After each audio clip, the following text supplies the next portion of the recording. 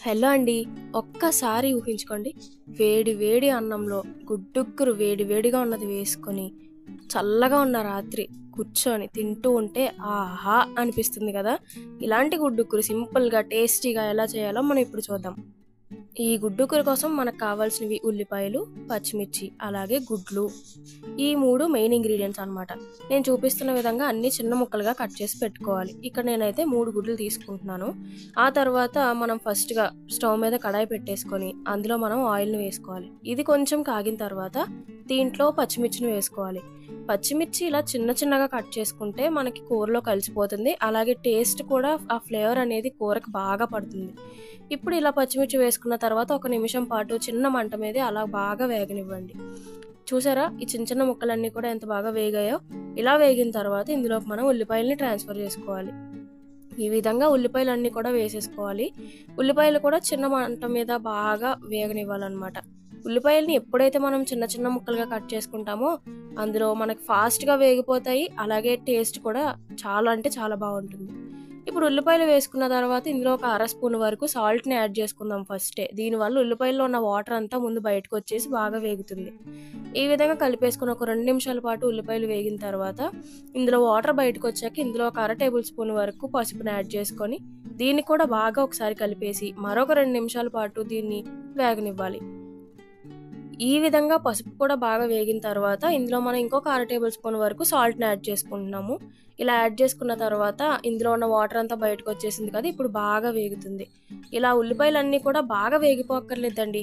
కొంచెం కసకసమంటేనే ఉల్లిపాయలు గుడ్డు కూరలో టేస్ట్ బావుంటుంది. ఇప్పుడు ఇలా చేసిన తర్వాత ఇందులో మనం 3 గుడ్లని కూడా పగలగొట్టుకొని వేసేసుకుందాం.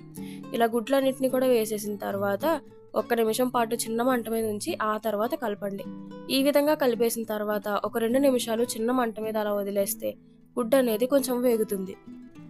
చూస్తున్నారు గదా! ఇక్కడ గుడ్డనేది కొంచెం వేగింది. దాంతో ఇక్కడ జిగురనేది కొంచెం తగ్గుతుంది కొద్ది కొద్దిగా. ఈ విధంగా కలుపుకుంటూ ఒక చిన్న మంటలోనే ఒక 2 నిమిషాలు అలా తిప్పుతూ మధ్య మధ్యలో కలుపుతూ ఉండండి.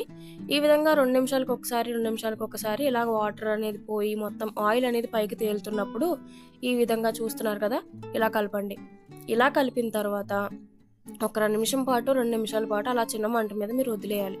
వదిలేస్తేనే అది మనకి గుడ్డు అనేది ముక్క ముక్కలుగా వచ్చి తిన్నప్పుడు కూడా చాలా అంటే చాలా బావుంటుంది. ఇలా చూస్తున్నారు కదా! చూడండి నాకైతే ముక్క ముక్కలుగా ఎలా వచ్చిందో.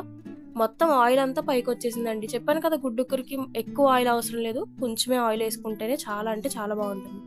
ఈ విధంగా అయితే మనకి గుడ్డు కూర అనేది రెడీ అయిపోయిందనమాట. కానీ అయిపోయింది. కాకపోతే ఇంకొక 2 నిమిషాలు ఉంచితే గుడ్డులో ఉన్న పచ్చివాసన అంతా పోతుంది. ఈ విధంగా కలిపేసి ఒక 2 నిమిషాలు వదిలేసాను. ఇప్పుడు గుడ్డు కూర అనేది ఫుల్ ఫ్లెడ్జ్డ్‌గా ప్రిపేర్ అయిపోయింది. చూస్తున్నారు కదా! పొగలు కక్కుతూ గుడ్డు కూర ఎలా ఉంది అనేది. మీకు కూడా చూపిస్తున్నాను చూడండి. గుడ్డు కూర ముక్క ముక్కలుగా పచ్చిమిర్చి కూడా అందులో కలిసిపోయింది చూసారా?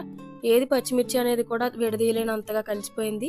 ఇప్పుడు వేడి వేడి అన్నాన్ని ప్లేట్‌లో పెట్టుకొని అందులో మనం ప్రిపేర్ చేసుకున్న వేడి వేడి గుడ్డు కూర వేసుకొని నైట్ టైము చల్లగా ఉన్నప్పుడు శీతాకాలంలో తింటే ఉంటుందండి. ఆహా! అనాల్సిందే. నేను కూడా ఇలా చేసి మా ఇంట్లో వాళ్ళకి పెట్టాను. మా ఇంట్లో చిన్న పిల్లలు కూడా పచ్చిమిర్చి కూడా విడదీయకుండా పచ్చిమిర్చితో సహా తినేశారు. అంత చాలా బావుందని చెప్పారు. మీరు కూడా డెఫినిట్‌గా ఇంట్లో ట్రై చేయండి.